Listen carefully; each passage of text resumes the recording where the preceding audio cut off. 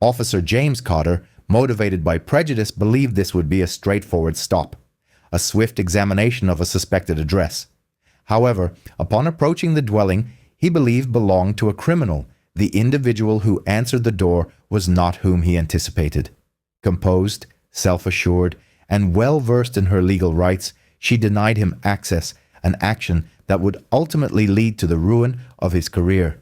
Before we continue, please share your geographical location in the comments section and ensure you subscribe, as tomorrow's narrative is one you will not want to miss.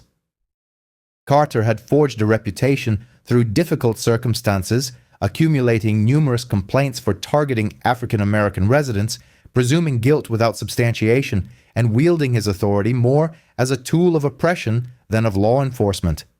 Internal records revealed recurrent instances where he intimidated individuals at their residences, disregarded established procedures, and made judgments based solely on complexion. He had been flagged on multiple occasions, yet each time, promotions and commendations kept him on the force, fostering a sense of confidence and impunity.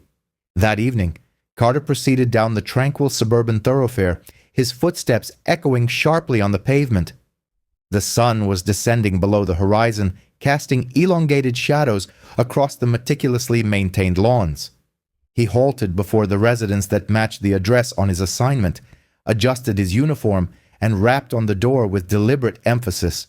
The portal opened gradually, revealing Monica Ellis, age 38, a senior federal official. Her demeanor was serene and collected, displaying no apprehension. This presented a stark contrast to the adversarial stance she immediately perceived from Carter. "A pleasant evening," Carter stated, his tone firm, his gaze sweeping across the porch. "I am Officer James Carter. I am here to conduct a check of this property concerning an ongoing investigation." Monica inclined her head slightly, her gaze unwavering.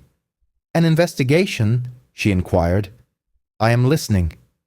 Carter's jaw tightened as he surveyed the doorframe. "We are looking into illicit activities in the vicinity. I need to confirm certain details regarding the inhabitants. Step aside so I may enter." Monica's lips thinned briefly, her hands resting loosely at her sides. "I do not believe you have the correct address," she stated carefully. "Could you elucidate the specific reason for your presence?" Carter's eyes narrowed. "This is the address listed on the file. I am under no obligation to provide further explanation. Simply step aside." "I am listening, Officer Carter," Monica replied evenly. "You mentioned an investigation, but the individuals you seek are not present. I can discern this is an error." He scowled. "I am certain this is the correct location. All available information confirms my assertion. Step aside immediately." Her posture remained resolute. "Officer, I have resided here for many years. I am informing you that the address does not align with your investigation. I am prepared to cooperate within legal parameters, but I will not permit you to enter without legitimate grounds." Carter's frustration intensified. He edged closer, almost imperceptibly, revealing the tension in his stance, the impatience that had previously led to disciplinary actions. "Individuals who are not concealing anything do not behave in this manner," he remarked, the sharpness in his voice betraying his mounting exasperation. "I am not concealing anything," she responded, her voice calm yet firm. "I am aware of my rights, and I am requesting that you depart or obtain a warrant. You are at the incorrect residence." Carter's countenance flushed with incredulity. This was not how he had envisioned the encounter unfolding. This street had always yielded passive compliance. He had anticipated apprehension, excuses, anything but the quiet defiance he now faced. For years, he had relied on his badge to control situations. Here, it proved ineffective. "Step aside," he reiterated, his voice escalating. "I am here on official business, and I will not be disregarded." Monica's hands remained at her sides, her expression unperturbed. "You are making a significant miscalculation," she stated, her words measured. "You are not the first officer to assert authority over someone who understands the law, and you will not be the last to regret it." The silence extended. the atmosphere charged with tension. Carter's fist clenched at his sides and Monica's steady gaze held him captive, exposing the full extent of his arrogance, every preconceived notion he had harbored for years. Onlookers from neighboring dwellings could sense the unfolding confrontation, even without a clear view. The ordinarily tranquil street had never felt so electric. Carter took a step forward, a final attempt to assert dominance. Monica did not flinch, nor did she even blink. Her presence, quiet and unwavering, carried the weight of her experience. And at that moment, it became acutely apparent to Carter that this encounter would not conclude as he had planned.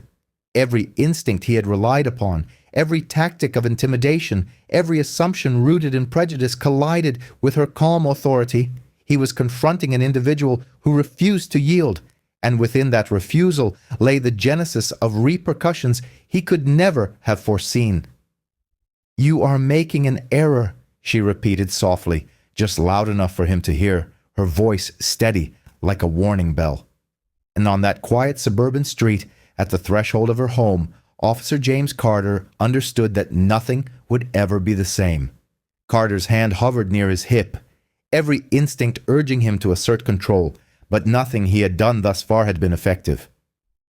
Monica Ellis stood like an unyielding monument. Her composure was both infuriating and disorienting. He had encountered resistance before, but never from someone who remained unfazed, never from someone who possessed absolute clarity regarding her capabilities and limitations. "I have no time for games," Carter snapped. "Step aside now." "I am not playing games," Monica responded evenly. "You have arrived at the incorrect address. I am requesting that you leave or present a warrant. That is the law, Officer Carter. Do you intend to adhere to it, or do you wish for this situation to deteriorate further for you?"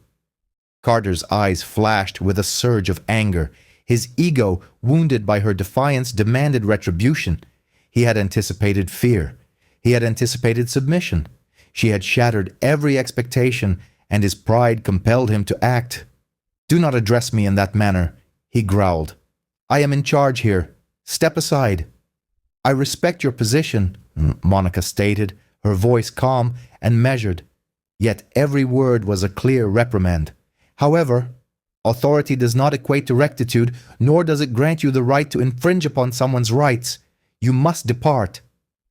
The moment stretched. Carter's mind raced. He had faced censure for complaints of bias previously, but that had never deterred him. He told himself this was different.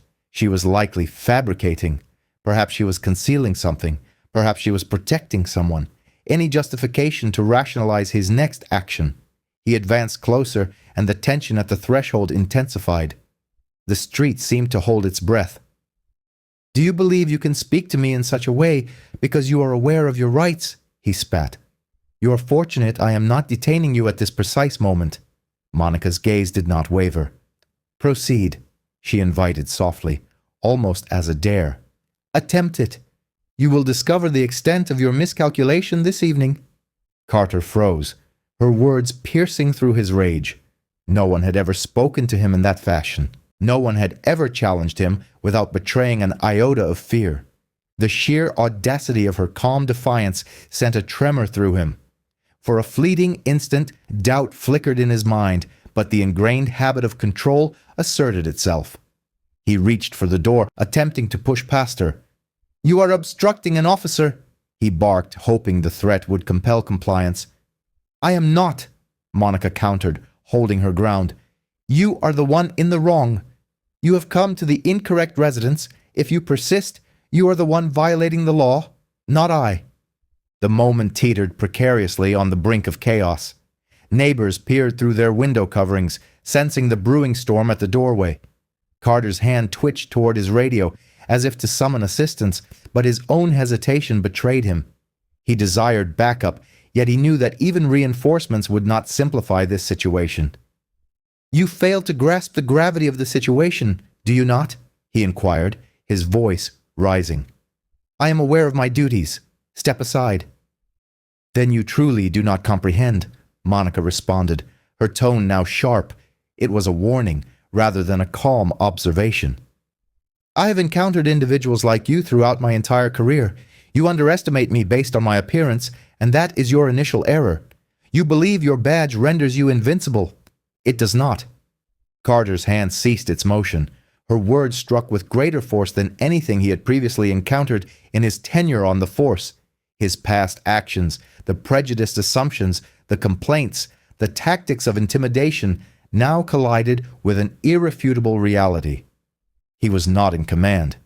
He had misjudged the individual behind the door, and that misjudgment was already laying the groundwork for repercussions he could not possibly anticipate.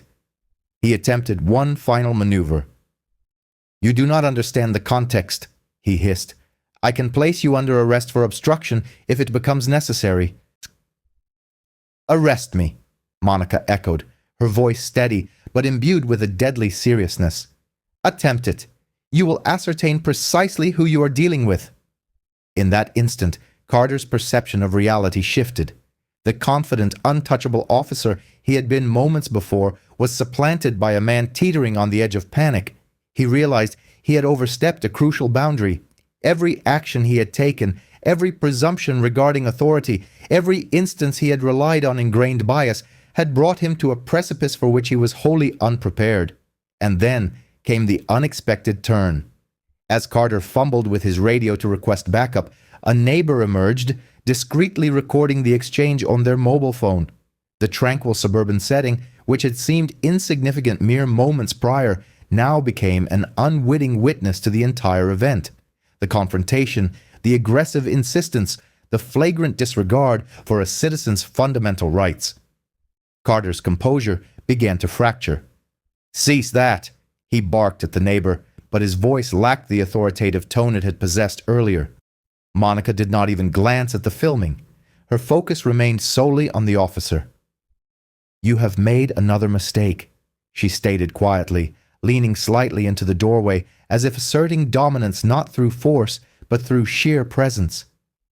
"Everything you do from this point forward is being observed. Every utterance, every movement, and when this becomes public knowledge, you will be the one held accountable, not I." For a moment, the street seemed to have come to a standstill. Carter's mind raced, fury and apprehension warring within him. He had profoundly underestimated her.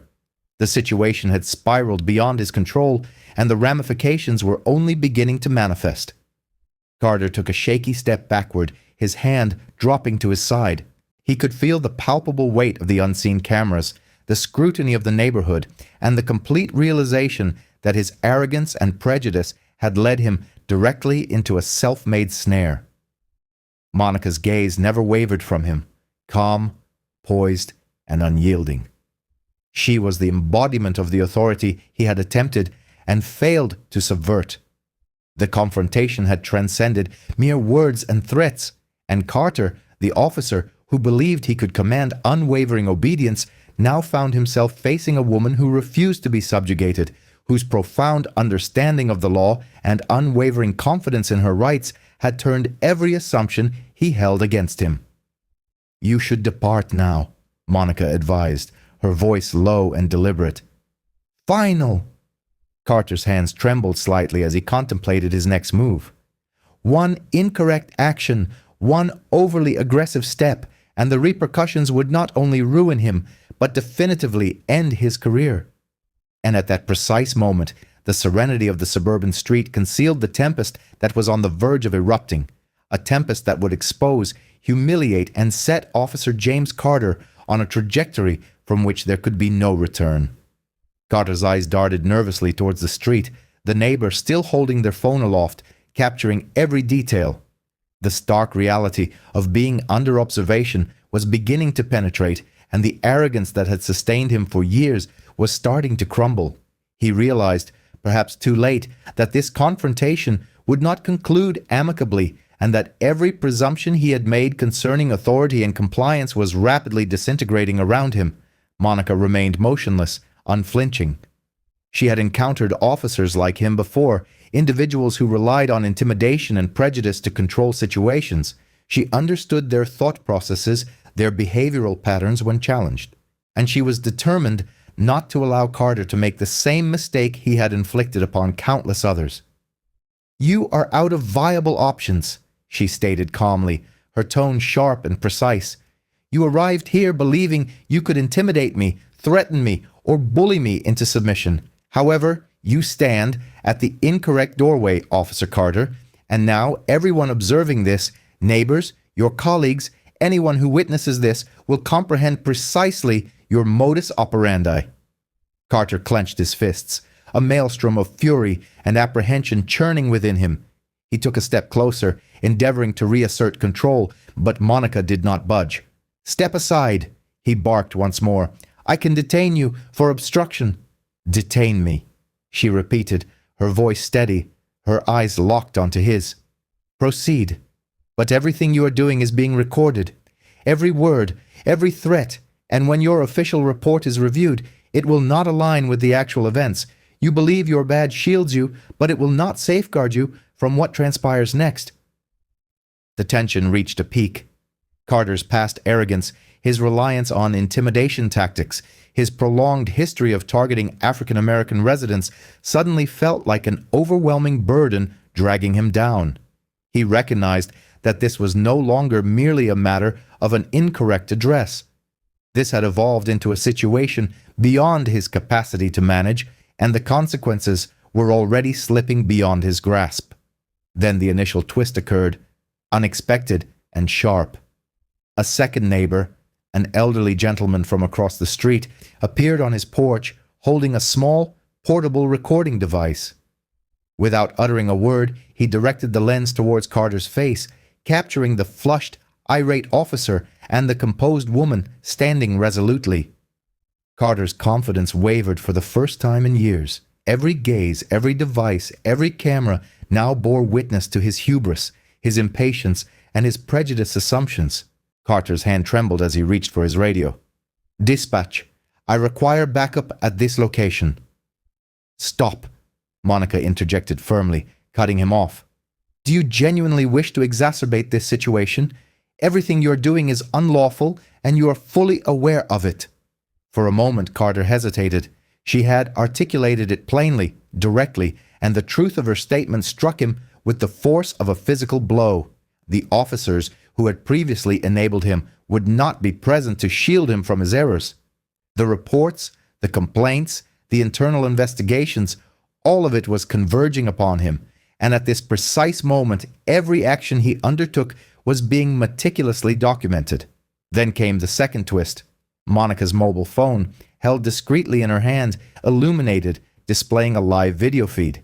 She too had been recording, a contingency in case the situation escalated. Carter had presumed her to be powerless, but she had anticipated his aggression, his overconfidence, and now he found himself cornered, visually, legally, and morally. "Do you truly believe you are in control here?" she inquired quietly, almost a whisper, yet it resonated across the tense street. "Everything you're doing is being witnessed. Every action you take, every word you utter, it all constitutes evidence against you." Carter's jaw tightened, his voice quivering, betraying his burgeoning panic. I am merely performing my duty." "Your duty does not encompass harassment," Monica stated firmly. "It does not include racial bias, intimidation, or threatening an individual who is aware of their rights, and it certainly does not involve entering the wrong dwelling." The pressure mounted like an impending storm. Carter could feel the cumulative weight of every complaint ever lodged against him, every disciplinary action, every neighbor who had whispered about his oppressive behavior. Monica's serene defiance, coupled with the presence of neighborhood witnesses and her own live recording, had transformed the confrontation into a self-inflicted trap. He took a step back, uncertain how to proceed. His attempts at asserting authority were crumbling. The dual twists, the public recording and Monica's own video, had fundamentally shifted the balance of power. For the first time, Carter felt genuinely exposed. "You will not be departing from this situation without facing consequences," Monica added, leaning slightly towards the doorway, her voice low but incisive. "And it is merely a matter of time before every misstep you have taken in this neighborhood, every prejudiced assumption, every abuse of power comes back to haunt you." Carter's hands dropped to his sides, his face flushed with a mixture of frustration and disbelief. The surrounding streets seemed to constrict around him. The tranquil suburban evening had now become an observer of the unraveling of an officer who had spent years convinced of his absolute authority. Monica's voice broke the silence once more. "Depart now, Officer Carter. Walk away while the opportunity still exists, because if you do not, this singular error, this one decision, will define the remainder of your existence." Carter hesitated, comprehending the gravity of her pronouncement. Every instinct, every muscle fiber in his body urged him to assert control, to push forward. But the reality was undeniable. He had misjudged her, miscalculated the situation, and underestimated the neighborhood that now served as a witness to his arrogance. And in that quiet moment on the doorstep, as the recording devices silently documented the scene, the truth became unequivocally clear. The officer, who had perceived himself as unassailable, was no longer in command. His actions, his preconceived notions, and his inherent biases had led him precisely here, and the ensuing repercussions were not something he could evade. The street held its breath, aware that Carter's next move, his next decision, would either solidify his downfall or leave an indelible mark from which he could never recover. Carter's chest heaved as he retreated, his mind a whirlwind. Every primal urge screamed for him to regain control, but the truth was undeniable. He had lost it. The recordings, the witnesses, Monica's composed authority, it was a trap of his own design, and he was now ensnared in plain sight. "You need to leave," Monica stated again, her tone cold and deliberate. "This concludes now, or the situation will become significantly more arduous for you." Carter's hand twitched towards his radio, a desperate urge to summon backup. But even that minor gesture felt hollow. Monica's gaze held him captive, unwavering. The neighbor across the street continued to point their phone at him, and Monica's live feed ensured that every movement, every word, every ounce of his aggression would be documented in real time. He hesitated. The immense weight of his past, years of prejudice, questionable stops, intimidation, and complaints suddenly bore down on him. The arrogance that had carried him through countless encounters evaporated, leaving only a gnawing fear. Then came the final twist, the one that would seal his fate. Monica stepped slightly to the side, reaching into her pocket and displaying a small official identification card. It was more than just her badge. It was a clear warning, a confirmation that she possessed the authority to hold him accountable in ways he had not anticipated. "You have a choice," she stated, her voice firm, her eyes fixed on his. "Depart now, and this matter concludes without further incident. If you persist, every single action you have taken against individuals in this neighborhood, every complaint, every prejudiced arrest will come to light, and you will answer for it. Do you comprehend?" Carter's lips parted as if to respond, but no sound emerged. The convergence of witnesses, recordings, and her unwavering composure had stripped him of every defense he had previously relied upon. He understood that withdrawing was no longer a matter of preserving his pride. It was his sole opportunity to avert immediate public exposure. A few tense seconds elapsed, stretching out like hours. The quiet suburban street seemed to hold its breath. Every shadow, every distant sound amplified the intensity of the confrontation. Carter finally exhaled, a long, shaky release. Without another word, he turned, his boots heavy on the pavement, and retreated down the street. Monica observed his departure, her stance still resolute, her serene presence a testament to her experience and authority. The weight of the preceding events settled upon the street like a quiet storm. Neighbors peered from behind curtains and blinds, witnessing not merely a confrontation, but a reversal of power, a lesson delivered openly. However, the narrative was not yet concluded. As Carter vanished from view, Monica's phone emitted a notification ping, an alert from the live feed. The visual material had already started to disseminate across the internet, distributed by observant residents who had meticulously documented every perspective. The portrayal of a prejudiced law enforcement official, challenged and brought to light, was gaining traction with a speed that surpassed Carter's ability to manage. His error in judgment would be etched in memory, and the repercussions he had long disregarded were now unavoidable. The initial formal grievances were lodged before the conclusion of that same evening. Monica's composed resilience, coupled with undeniable proof, initiated an immediate examination. Within a span of mere days, Carter faced suspension. As weeks passed, exhaustive inquiries brought to light the complete magnitude of his persistent prejudiced actions. The silent conceit that had sustained him for years disintegrated under intense examination. As Monica shut the door behind her, she permitted herself a subtle exhalation of relief. The thoroughfare resumed its tranquil cadence, yet the ramifications of the recent events persisted. What commenced as an unintended encounter at the wrong residence had culminated in a definitive reckoning, a public unveiling of arrogance and prejudice, and a potent reminder that authority devoid of responsibility can invariably be contested. Carter's professional life was irrevocably damaged. The visual record, the testimonies of those present, and Monica's unwavering refusal to be cowed guaranteed that fairness would be administered. 8 years of protracted legal disputes, public scrutiny, and federal supervision lay ahead for him. A penalty he could have sidestepped through a single straightforward decision: humility. The moral was palpable, unmistakable. Authority holds no value absent adherence to the principles of justice. Overconfidence crumbles when confronted by understanding and bravery, and at times, asserting one's position at the opportune juncture can fundamentally alter outcomes. Should you have faith that equity can triumph when valor confronts accountability, please subscribe and activate your notifications, for tomorrow we present another astonishing account you will not wish to overlook.